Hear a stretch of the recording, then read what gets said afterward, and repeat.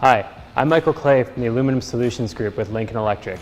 Today we're going to talk about preheating when welding aluminum, when you need to do it, and what temperature you should be using.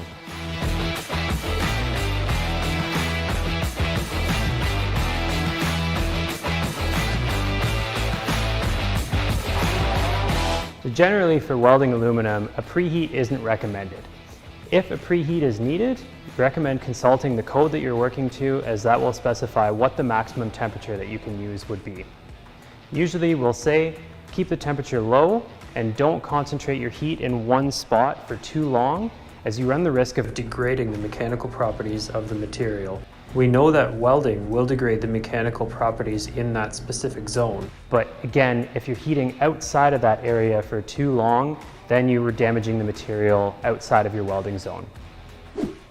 For further information, please contact us and one of our Lincoln Electric aluminum specialists can help you in determining what the best solution would be for you. Please visit us at lincolnelectric.com.